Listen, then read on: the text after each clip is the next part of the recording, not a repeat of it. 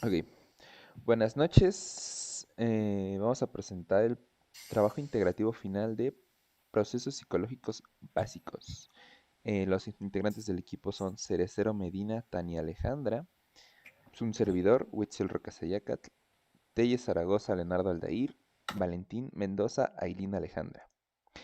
Los temas que vamos a abordar en esta presentación son introducción a la sensación y percepción, métodos de psicofísica y para qué sirven, elementos psicofísicos de la percepción, sistema visual y sistema auditivo. Y vamos a comenzar con sensación y percepción. Ok, sensación y percepción. Primer tema, la sensación. En términos básicos, son procesos iniciales de detección y codificación de la energía ambiental. Esto quiere decir que son procesos por los cuales el ser humano procesa su entorno, tanto estímulos exteriores como, bueno, los que percibe a través de su cerebro, de su memoria y demás. Esa parte no la vamos a explicar, pero así es como se percibe. Dependiendo de dos factores iniciales, el sujeto que acabo de mencionar, que sostiene al ambiente del cual se presentan los estímulos. Vale, siguiente, por favor. Ahora, percepción.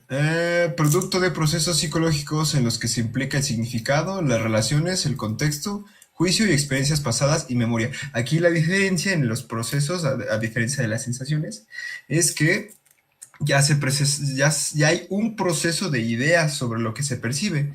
Por eso podemos recordar ciertos olores, ciertas caras con la vista, o pues ciertas texturas,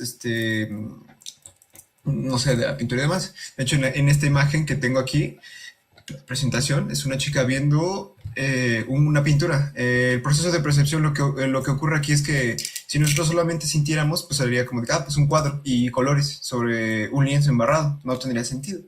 El proceso de percepción nos permite interpretar el arte, nos permite interpretar las ilustraciones y todo aquello que vemos como colores, como imágenes, como formas, y tras la memoria y lo que experimentamos podemos darle sentido. Ahora, ya que en esencia es la interpretación de la persona en el mundo. Listo. Siguiente, por favor. Ahora, el estudio de las sensaciones y percepciones. ¿Por qué tenemos que estudiarlo? ¿Cuál es su importancia? ¿Para qué lo usamos? Puntos a tomar en cuenta. Importancia para adquirir conocimiento de nosotros mismos y de nuestro ambiente. Lo que decían los filósofos de antes, el conocerse a uno mismo y el saber de dónde viene pues cuál es la razón de ser, de existir. A través del conocimiento nosotros le damos importancia a nuestra vida. El segundo es el sentido práctico que permite a los científicos, disculpen, a los científicos tratar a los individuos con discapacidades senso-perceptuales. ¿Esto qué quiere decir? Quiere decir que también tratan con personas con discapacidad visual, personas con discapacidad auditiva, y pues también nos permite saber cómo ellos interpretan al mundo, porque al nacer ellos nacen pues sin un sentido, entonces interpretan al mundo de diferente manera de como nosotros, quienes tenemos todos nuestros sentidos, pues los interpretamos de manera diferente. Ahora, curiosidad científica general acerca del mundo en el que vivimos y acerca de nosotros mismos. Esa ya es como más hábil. Vale, siguiente, por favor. Ahora, problemas en la percepción. Aquí pueden haber diferentes problemas en la percepción.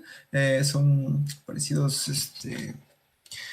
a cómo doblamos las imágenes en un espacio o en dos o tres dimensiones. Aquí en la ilustración se puede apreciar que claramente no es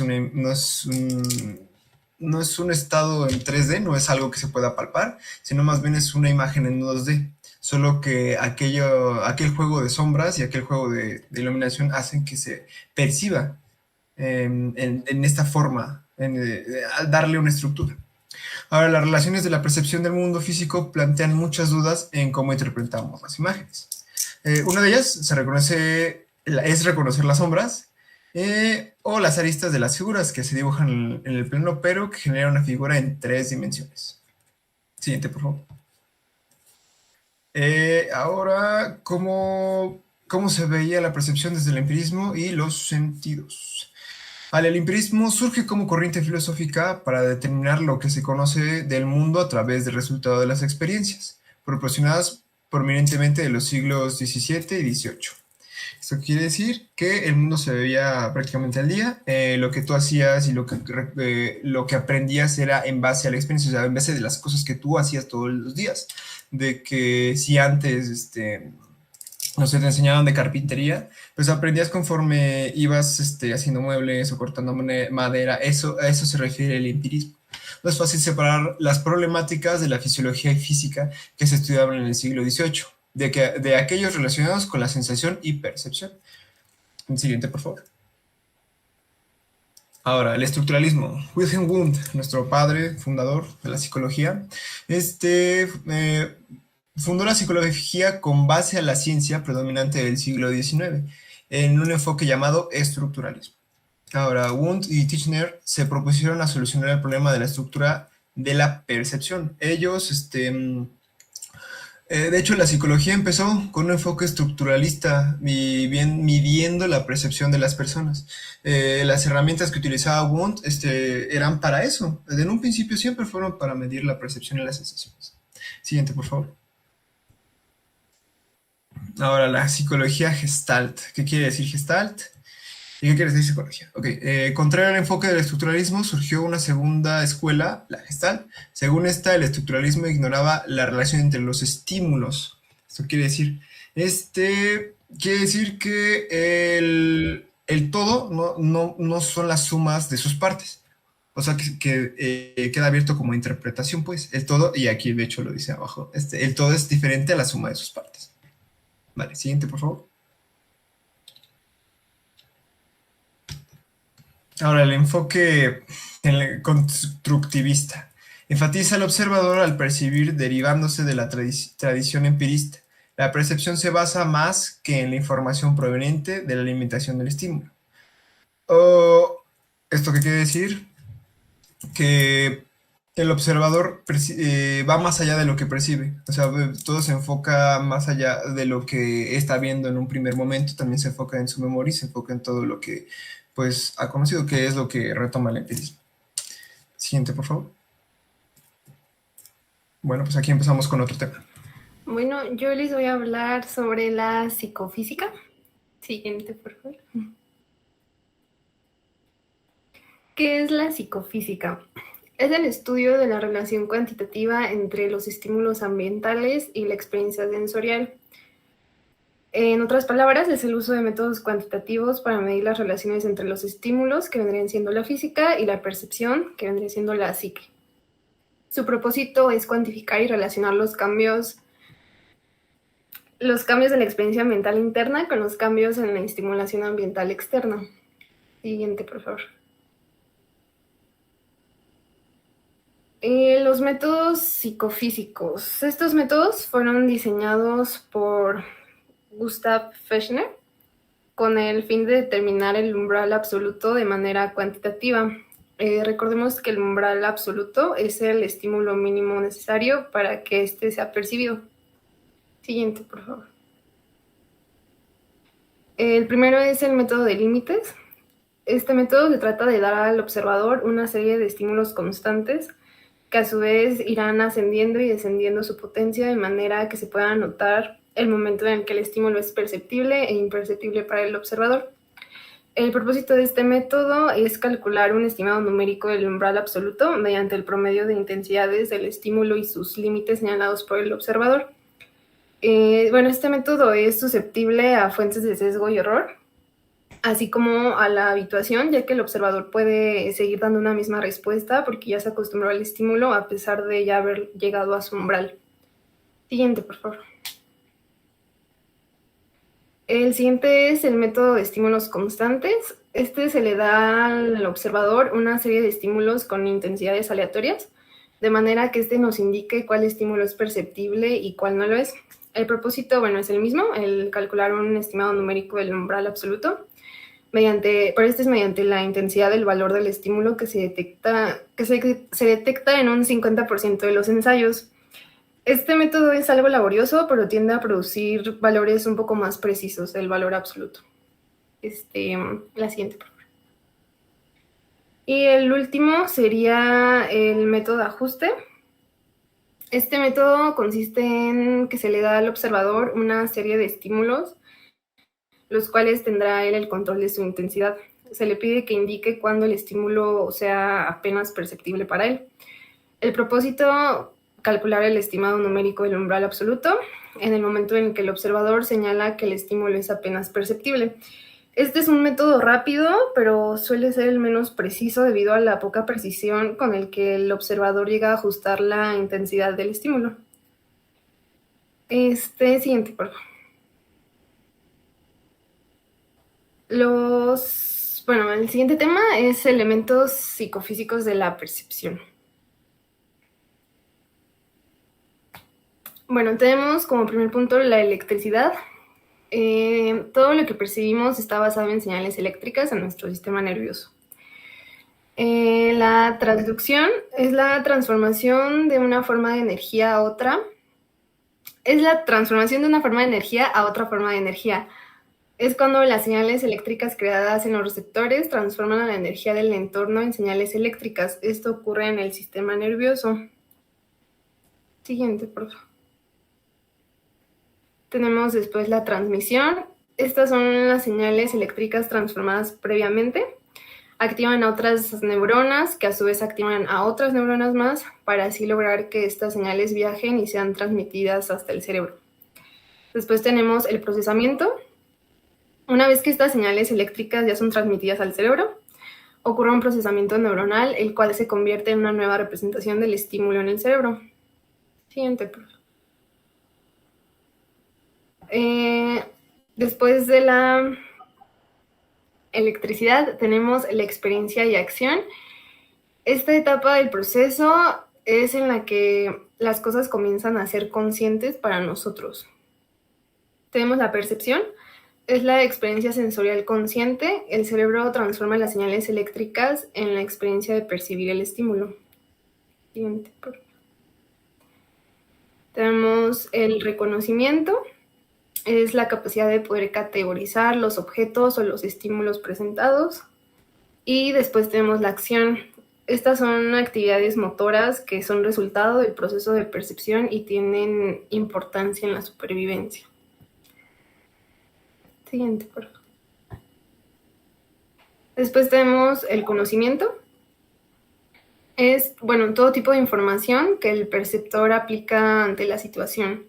Esta puede afectar algún paso del proceso de la percepción y se basa en aprendizajes previamente adquiridos por el Bueno, perceptor. ahora vamos con sistema visual. Vamos a ver sus elementos físicos y anatómicos. Lo haremos de lo bastante más rápido que se pueda, ya que nos queda poco tiempo. Entonces, vamos a ver cómo está conformado el ojo de primeras. Tenemos la córnea, que es como un cristalito que tenemos en la parte más adelante del ojo, que es que tiene dos funciones principales. Una es regular la luz que entra, porque si nos entra la luz directamente nos lastimaría mucho la vista. Y la otra es como un protector, más que nada enfocado en organismos demasiado pequeños que se les llama microbios. Luego, tenemos la iris, que es esta parte del color que tenemos del ojo, aquí está señalada, no sé si se logra ver.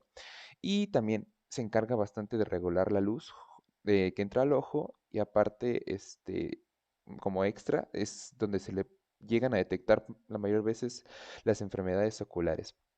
Y junto con la siguiente parte, que es la pupilas, también se encargan de la retención de la luz, más que retención, sobre la regulación de la luz. O sea, es con lo que percibimos todo esto.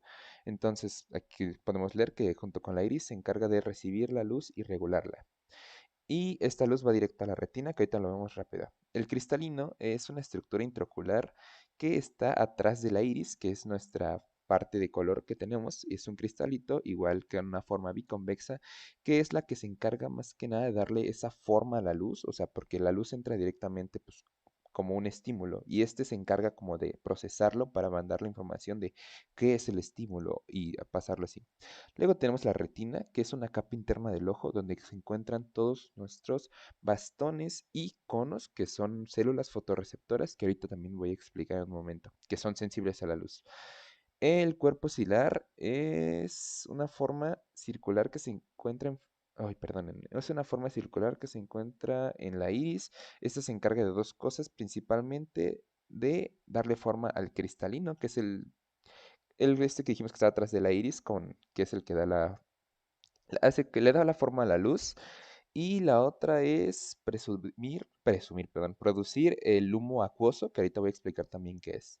Tenemos aquí el humo acuoso, que es un líquido transparente que se encarga de nutrir y oxigenar las partes a las que no llega la sangre. La sangre sabemos que es lo que lleva oxígeno a todas a nuestras partes del cuerpo, a las células, y obviamente en el ojo no podríamos recibir esa sangre directamente, ¿no? Entonces, este humor acuoso es una sustancia que se produce para llegar a poder nutrir y oxigenar estas partes del ojo con las que no podría llegar la sangre. Igual se encarga de esto junto con el cristalino y la córnea. Luego tenemos el humor vítreo, que es una sustancia como gelatinosa, que igual es la que le da la estructura al ojo y en cierta manera, si llega a haber como golpes, angoloteos y todo ese pex, es lo que se encarga de que mantenga su forma, le da soporte y es básicamente una estructura súper fundamental en el ojo. Tenemos la esclerótica, que es nuestra parte blanquita del cuerpo, que también se encarga de dar estructura al ojo y también como protección. Luego tenemos el nervio óptico, que como dato también el único tramo del nervio, del sistema nervioso central que está directamente fuera de lugar, por así decirlo, donde le corresponde para llegar hasta el cerebro. Y este se encarga de tres vías, que es la vía visual, que lleva información al cerebro ya procesada, la pupilar, que se encarga de los reflejos pupilares, que son esos movimientos rápidos que tenemos en los ojos, y la sincinesia, que lleva a cabo relación de acomodación, convergencia, morfosis, que es como más o menos como la profundidad y todo eso, se podría decir. Tenemos cámara anterior y posterior. Básicamente, para resumir, una se encarga de retener al humor acuoso y la otra al vitreo. Y les ayudan a hacer sus funciones, que una es regular, lo del oxígeno hacia los órganos que no llega la sangre del ojo, y la otra de el humor vitreo, que es lo de darle forma al ojo. Y ahora tenemos la formación de la imagen en el ojo. O sea, básicamente ese es el proceso por el cual logramos ver. Igual lo vamos a contar bastante resumido. Primero está la parte de la pupila, el iris, que es el estímulo que uno recibe cuando está viendo directamente. Es como tú ves los objetos, es esa luz que entra a tu sistema, pero claramente no queda ahí, no es solo esa cuestión de ver. Entonces ahí es donde entra la siguiente, que es la retina. Aquí es cuando recibimos la luz, o sea, adentro de nuestros ojos y se activan ¿cómo se llama? Las células fotorreceptoras que les había comentado, que se llaman conos y bastones, que se van a ser las encargadas de procesar la Ok, luz. Pero continuamos. bueno, Tuvimos un problema técnico, se nos acabó el tiempo de nuestra reunión, etcétera, etcétera. Bueno, la retina es donde se encuentran los conos y los vasos. Y aquí también llega la luz. Luego tenemos los conos y los perdón, bastones, no, ya estoy medio mal. Básicamente, estas son células fotosensibles que se encargan de convertir la luz en señales eléctricas que representan información de lo observado. Los conos se encargan del color azul, verde y rojo. Estos conos no solo se encargan de estos tres colores, sino que ya de ahí sale la derivación de los demás a través de fusiones y es como percibimos absolutamente cualquier color. Luego tenemos los bastones que se encargan de las escalas de grises y aparte no solo eso, sino también de que podamos ver en la noche, o sea, cuando hay un poco de luz, es lo que nos permite poder lograr ver cuando hay, aunque sea un mínimo de luz para que podamos ubicarnos, y aparte de la vista periférica. Luego tenemos la convergencia neuronal. Este fenómeno ocurre en el sistema nervioso con el fin de hacer un procesamiento de información. Y como podemos observar en la imagen, es cuando muchas células mandan su información a una sola que estaba para poder pasarla haciendo, ¿cómo se llama? Más dicho, siendo una célula postsináptica. Tenemos la percepción, que ya la habían explicado, así que no me voy a tardar en explicarla. La percepción del color, que el color son estímulos de luz y la luz está todo el tiempo en nuestro entorno. La percepción del color es bastante compleja y quien la lleva a cabo es nuestro sistema visual, procesando la luz que recibe y renderizándolo, por decirlo de alguna manera, por medio de los conos. Es como logramos percibir el color de alguna manera bastante resumida. Luego tenemos el patrón visual y la percepción de formas, que esto no lo pongamos tan complejo porque nos queda muy poco tiempo, pero llamémoslo de una manera que es o sea, el proceso básico de organización perceptual es cómo vemos las cosas de una sola instancia. Como había comentado un compañero al principio, igual, que básicamente, o sea, una imagen en 2D que si tú la ves muy rápido dirás, uy, era una imagen 2D, pero si te pones a verla a fondo, que es como en los procesos ya superiores, es cuando descubres que puedes verla como en 3D, con otras dimensiones, desde otra perspectiva, como aquí está en la imagen, que en algún momento nos llegaron a explicar, que algunos logran ver aquí a una chica volteada y otros logran ver a una viejita. Ok, de nuevo corte técnico, fallas en la grabación.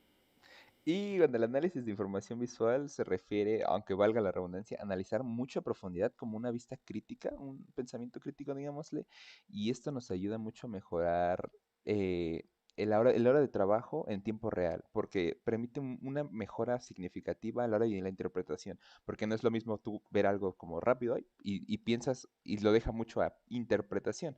O sea, de que, pudo haber sido esto, pudo haber sido el otro. Y en cambio, un análisis de la información visual es tú estar literalmente viendo hasta poder comprender las cosas para verlas desde un punto más crítico. Pero al último tenemos la función de la corteza visual, que esta se encarga, que no, se encuentra situada en la parte de atrás de nuestro cerebro, aquí se puede ver. Este es el lóbulo frontal, que está hacia enfrente. Bueno, esto se encarga de segmentar e integrar la información visual. Esto a qué se refiere es ya completamente el procesamiento de todo lo que llegamos a ver, eso es lo que todo lo que realiza, y a la hora de haberlo procesado ya es mandada al cerebro como información. Y creo que esto sería todo de mi parte. Ahora pasamos con el sistema auditivo. Bueno, el sistema auditivo, en resumidas cuentas, pues nada más necesita de 4 cosas principalmente en el exterior, que son los estímulos, el tono, el timbre y el volumen. Bueno, los estímulos, los objetos vibran y hacen que las moléculas de aire se separen y eso genera, pues el estímulo. Influye el tono, explícame por favor. Influye el tono, el volumen y el timbre. El tono es la frecuencia de vibración, el timbre es como la dimensión del sonido que puede percibirse y corresponde a la complejidad. El volumen es la intensidad o el grado con el que las condensaciones y retenciones del aire difieren entre sí. Ok, el oído está compuesto principalmente por 3 partes, el oído externo, oído medio y el oído interno. El externo está compuesto, pues, básicamente todo lo que se ve, que es el pabellón auricular, la parte visible de la oreja, el conducto auditivo externo, su función es recolectar y dirigir las ondas sonoras hacia el oído medio. Perfecto. Y ya, el oído medio incluye el tímpano y los vocecillos que son el martillo, yunque y estribo, los cuales conducen las vibraciones hacia el oído interno. Por favor. El oído interno comprende del caracol o cóclea. Bueno, en sí es una cóclea, pero pues como tiene forma de caracol, pues también se le puede llamar caracol. De hecho, aquí en la imagen se puede ver. Y canales semicirculares. Ok. En resumidas cuentas, el estímulo llega al oído, pasa por el canal auditivo, llega al oído medio y hace que los huesecillos vibren hasta el estribo, que es como una punzada hacia la cóclea. Para esto, las vibraciones y las punzadas pasan por el laberinto óseo, que es literal como un laberinto para el sonido, y llegan hacia un líquido que está dentro de la cóclea, el cual se llama fluido perilinfa. Ese fluido contiene proteínas y potasio, me parece. Y esas vibraciones son transferidas hacia el sistema espiral y se retornan hacia la ventana redonda. De ahí es el corredor que ya los lleva directamente a la cóclea, que rodean todo el caracol.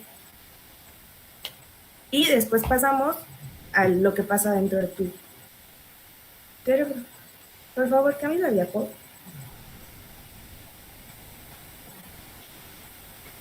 Otra, por favor.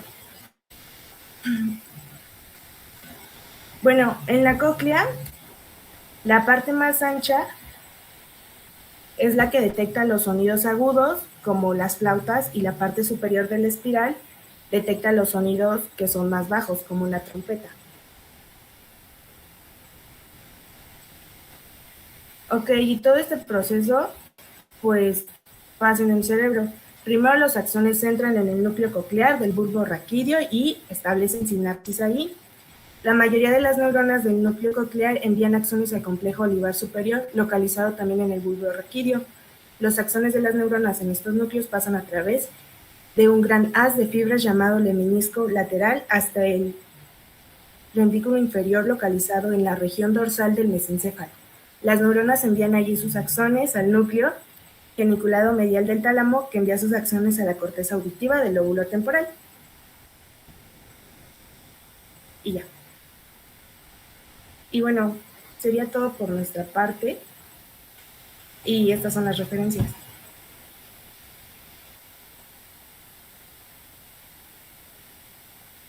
Hasta luego.